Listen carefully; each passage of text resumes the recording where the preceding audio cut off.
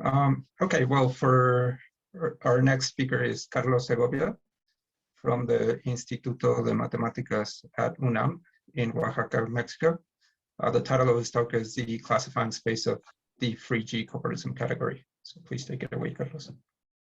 Yeah, thank you first for Martin and Dorette for the invitation. And well, the title is say exactly what I'm going to talk. And let's start with some background. This problem starts at the beginning of 1996 with a paper of Tilma that has essentially the same name as my title, only without the G. She was the first who started to study this problem about the classifying space of the two-dimensional cobordism category. And this problem culminates with Galatian, Madsen, and Weiss with the calculation of the homotopy type of the cobordism category for any dimension. But I want to say that these two categories are in nature, they are different. And let me describe them. The first is the discrete cobordism category. It has no topology. Well, it has the discrete topology. And the objects are disjoint union of circles. So they are essentially the natural numbers. And the morphisms are given by two-dimensional cobordism. We understand a cobordism as a class of triples where you put the ingoing boundary and the outgoing boundary into parts that are there, the sigma and sigma prime, and then together has as cobordism the M, and you will have that two triples are in the same class if they are related by a diffeomorphism. So examples, we can form every cobordism by elementary cobordism. For example, you can take a Morse function and they are given by cylinders, pair bands, the other in the reverse orientation, and disk. So what we are going to talk about is this theorem. The generalization of this theorem is essentially the aim of my talk. And we are going to prove first the work of Tillman that the connected components are trivial, which are the same that the one-dimensional oriented Bordism group is trivial. Also, we give an analysis of the fundamental group, that is the interiors, and also an splitting of the classifying space of this cobordism category given by the product of the circle and a simply connected infinite loop space. We can give a comparison of the work of Galatian, Madsen, and Tillman-Weiss that the topological cobordism category that is topological, that has a continuous topology, has objects they are given by the disjoint unit of some classifying spaces associated to the diffeomorphism groups of the manifold that acts as objects, and the morphisms are also given as the same. So they are the disjoint union over the classifying space of the diffeomorphisms of the cobordism that does fix the incoming and the outgoing boundary.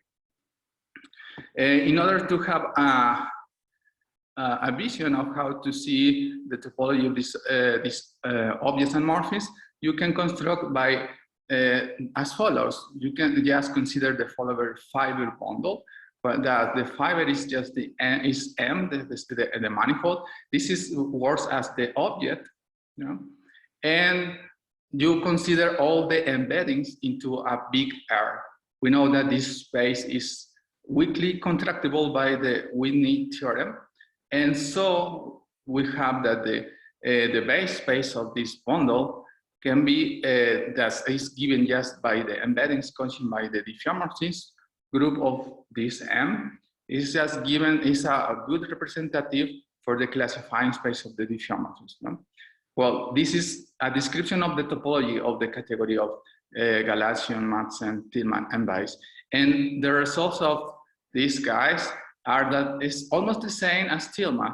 The connected components are trivial, the fundamental groups, the interiors, but the subtle part is that the classifying space is an infinitive loop space associated to some certain tone spectrum. The importance of this is that when you apply to both sides of this, you can also consider the higher dimensional cobordist categories. And also the classifying space is just the initial space of the infinite loop space. And when you apply connected components, you will have this famous Thom-Pontryagin theorem constructed by the Thom-Pontryagin construction associated to the canonical bundle. It's just this, so it's the D-1 Bordis group in the case oriented is just the D-1 homotopy stable group associated to this Thom construction that is MO. Well, let's see a little bit the process that was used by Tillman in order to prove her results. She introduced some subcategories that was sigma 0, a subcategory in the cobordist category that has only one object. The subcategory is full, and the object is just the empty one manifold. And just to put in this in the talk, 0 represents always the empty one manifold. S bigger than 0, you don't have the empty one manifold.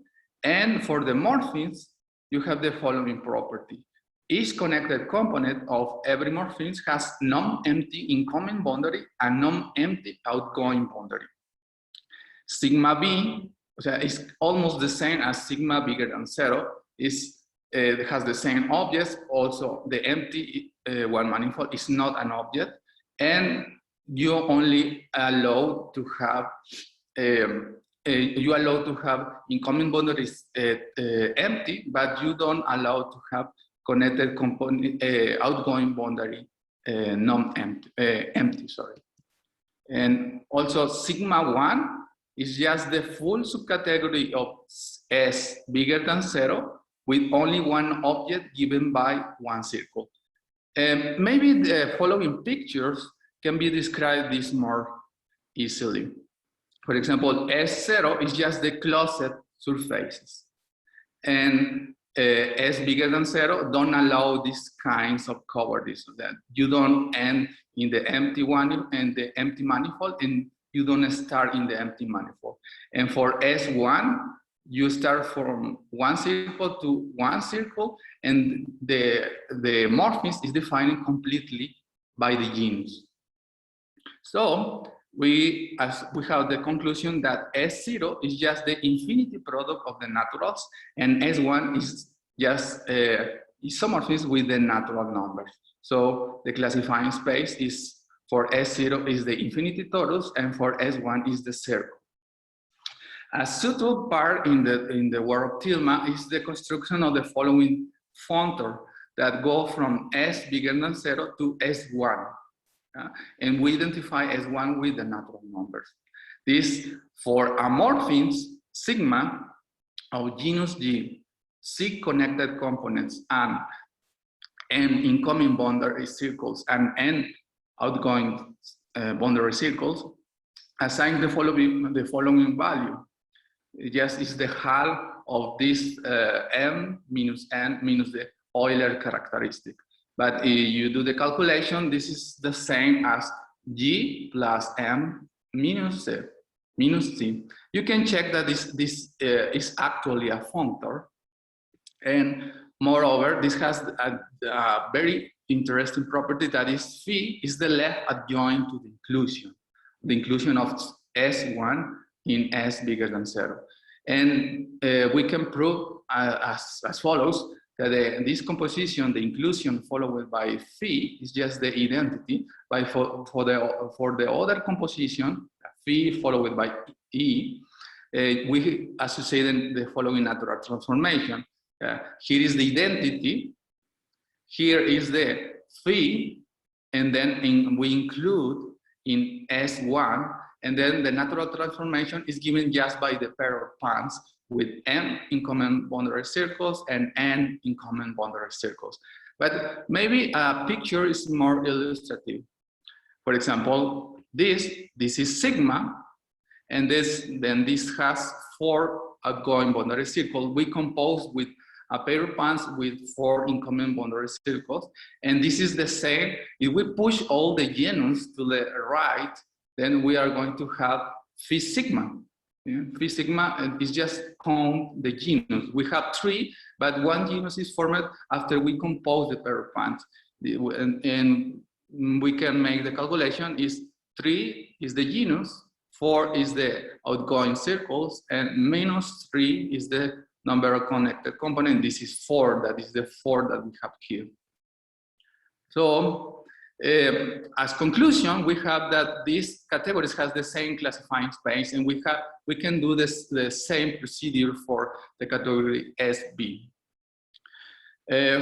We can construct an extension of this functor to the whole cobordism category just by allowing negative numbers, and then this inclusion composed by this extension is just the inclusion of the natural numbers in the integers.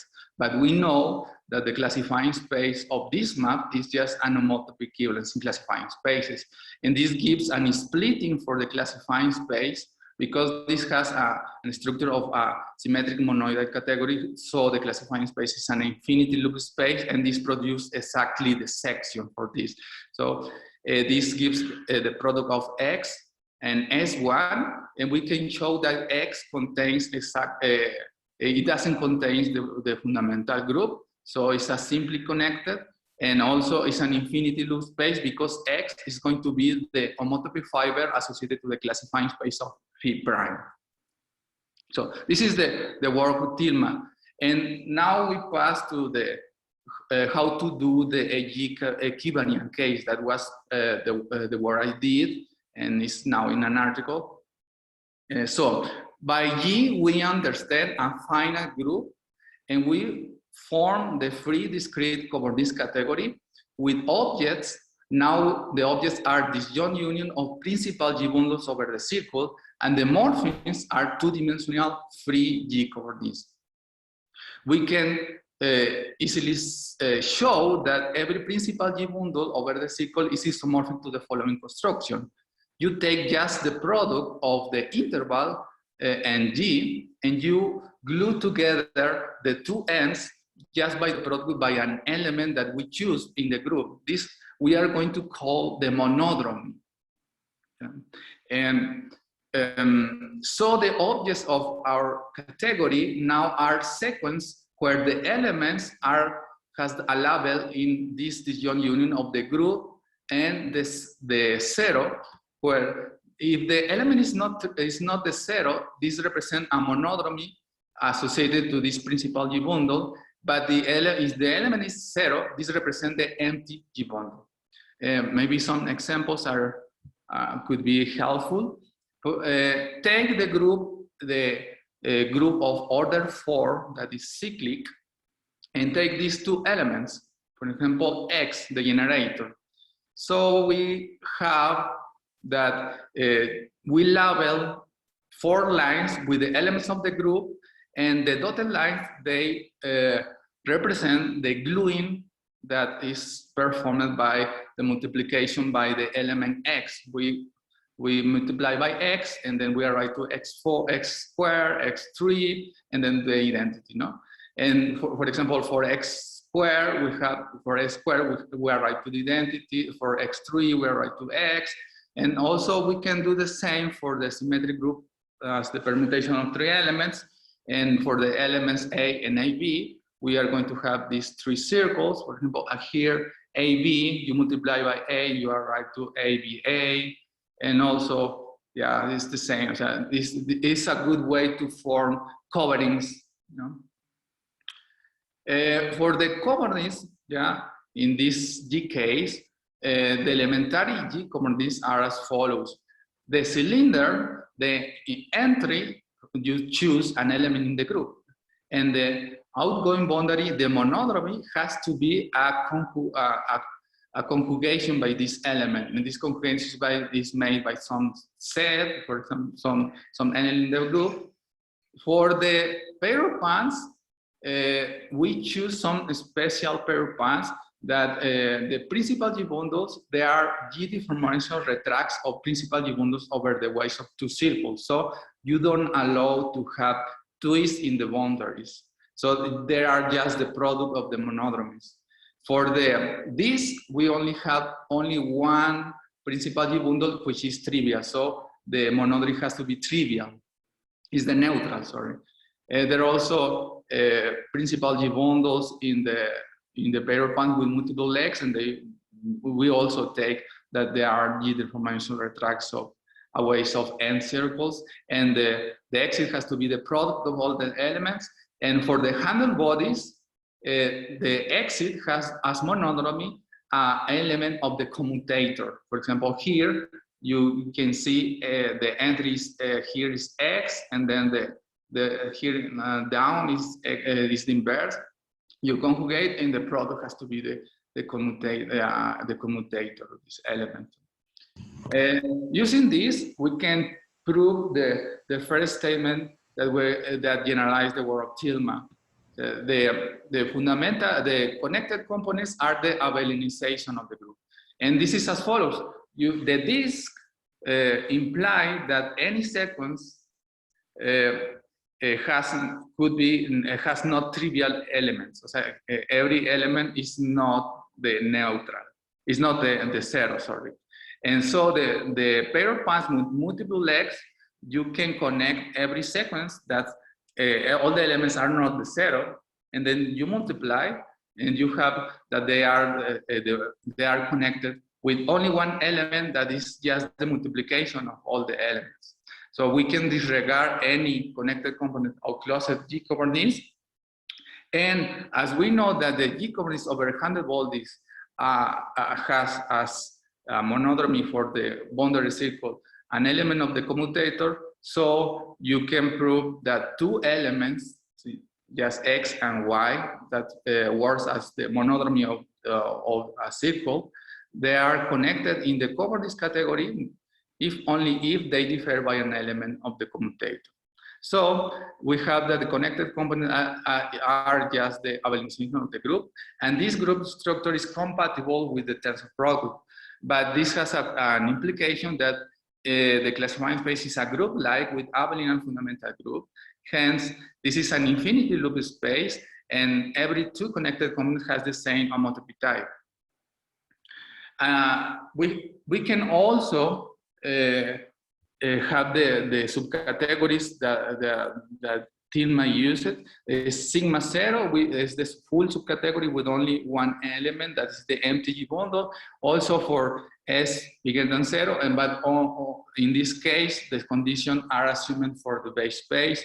Also SB and S1. Now the objects are only the disunion of only one principal G bundle over the circle. So in this case, these are the closed G cobordism. These are the not allowing morphisms, and the morphisms in S1 are as this, no? So an important assumption for our category is that for every morphism, every connected component for the base space has the following property: is that it factorized by a principal G bundle over a pair of bands. And this is very important, and I say you why. And this has a monoidal property in the sense that if you have two morphisms that factorize by a principal G bundle, and then you connect by a pair of bands, so you can find always a band that has a trivial G bundle. And after you glue the pair of bands in this band, you obtain a G cobordism over a principal G over a pair of bands. And this is some monoidal property that is really important for my work. And well, just a little joke. And this is why this is important. Yeah, and you can see the classifying space.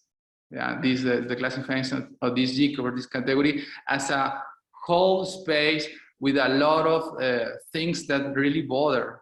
And this is, I call it verrucas. Yeah, and I say you why. These are isotropic groups associated to some objects. These objects are these sequences, but there are some isotropic groups given by the disunion of cylinders that has as this conjugation is given by some elements that fix with the conjugation this element. So you will have a really messy in your classifying space if you don't put these verrugas. And I'm here putting with a machete this kind of verrugas with this assumption. Well, similarly, as in the work tilma, we have that the classifying space for S0G is the infinity product of the natural numbers, and also is the classifying space, so is the infinity torus. And also we can produce this functor, and this is why it's important, because you have this property is essential, the monodial property that produce this assumption. So if you don't have it, yeah, everything don't work. No? And also, so the functor sends a sequence into the product, and also you have this square that was produced also in the work tilma that was essentially the previous image. No? So this subcategories has the same classifying space, and also for this, yeah. And well, with that, we did also the generalization for the classifying for these subcategories. And now is something I want I mentioned to Martin, that was how to find the fundamental group of this cobordism category, and we are going to prove that it's just the integers plus the Schur multiply, or the two-dimensional integral, the two-dimensional homology group. For this, we know that the classifying space of a category, if you want to find the fundamental group, just a good way to find is to make the calculation of the groupoid of fractions. And for this, I made a process in my work, and I consider a localizing set that is given by the identity G cobordism with the disjoint union of closed G cobordism. So here, this property that I picture in a geometric form, this implies essentially that this set is localizing. It's just that you start with an element in this set, and you can push to the right. So, and this is this implies the four properties of a localizing set. So the importance of this is that this category of fractions admits a left calculation of fractions. So we can represent these morphisms as groups, and that they are identified with this equivalence relation. And so I'm going to find for a morphism, we are going to modify a little bit the cobordism category in order to make that the inclusion of the whole cobordism category in the category of fraction produce the inverse for every morphism. So this morphism is we see as a root in this form is just the identity and sigma. And so we are going to do this a little bit geometrically. We are going to restrict to the connected component of the MTG bundle. As I mentioned before, the classifying space is a group like, so every two connected component has the same homotopy type, and we can just start with some connected component. I choose the connected component associated to the MTG bundle. And so for sigma, we can find, for the outgoing boundary, we can find something that arrives to the MTG bundle, and we can take it connected, and we set this cobordism as sigma prime. And so diagrammatically, sigma, I represent it as a root as follows. That this is just the identity cylinder, this is sigma, and then the proposed inverse is this. When you underline, you are changing the orientation for sigma prime, so you can form a closed G cobordism, and this is just delta and sigma prime, but with the opposite orientation. And the composition of these two roots is just the following. So this is just the composition of the two roots. And we say, well, we know that the root FF, yeah, with the same morphism is just the identity. So we set this identification, and we generate the equivalent relation generated by these kinds of identification with the composition and also with the monoidal structure. And we show that in essence, this is gives the whole, if we do the quotient category and then we localize into this localizing set, then we obtain the whole group point of fractions. And also, so for this, we choose that the order composition is also the identity and that the inverse, it doesn't depend on the element delta. But the importance of this isomorphism is that we can reduce the equivalent relation, that we can show that every identification, as we did previously, is implied by the following. It's like that the inverse of the connected sum is punished by adding the G cobordism over the sphere. And also, we can prove the chimera relations of Bockstein and Svein that are followed. So these are closed G cobordism, and just it's like a permutation.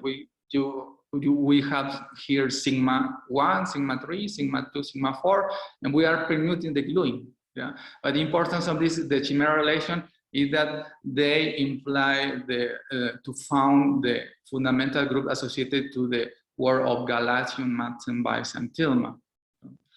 And well, this was just a commentary. We can show also that the fundamental group satisfies the following short exact sequences. These exact sequences, it sends here, it sends, well, here, also the two homology group, yeah, you can see as the Schur multiply, but we are going to see as the two-dimensional free Bordis group. So here is the explanation of them. The map from the fundamental group to the two homology group is given by a roof. Just you take the rest, and the fiber is just the G cobordism over the sphere. And for from H2 to the fundamental group, you start with a G cobordism, and then you kill all the trivial monodromy until you arrive to generators. And this is just a section, and the theorem is just that the fundamental group is just this sum. No? And also,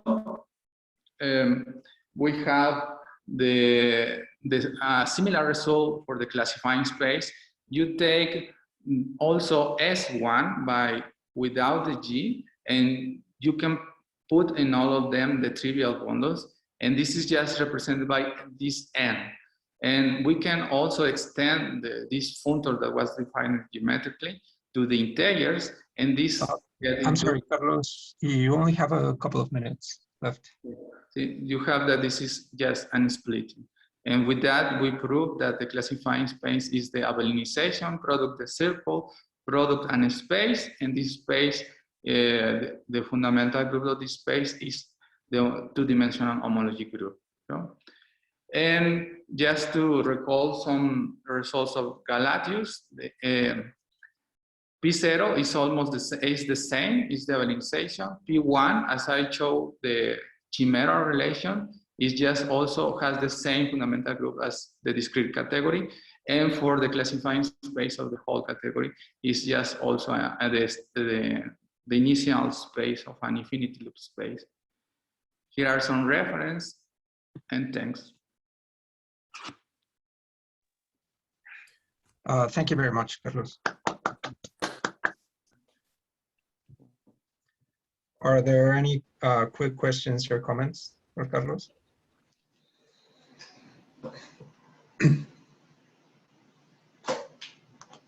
Yeah, maybe there is no time for questions. Just a short comment, and we can continue later. But I imagine you saw Nick Gursky's talk earlier, and there were definitely. I mean, I'm completely ignorant of most of this, but there were some words there that were really kind of the same, and there seemed to be kind of a relation. I was wondering what you thought about that. Sorry, Martin, it was a question? Yeah, like if you had an idea in mind about the relation with what Nick Gursky spoke on the two-cobordism and all that. I mean, I know I don't, but that's because of my ignorance. No. So this is just a process. We really make the localization, but very geometrically. I think in every cobordism category, this process can be applied. So this is just a proposal. You know? Okay. Maybe we can talk later. You can. Yep. Yeah. Thank you very much, Carlos. Yeah, maybe Peter, can you share your screen?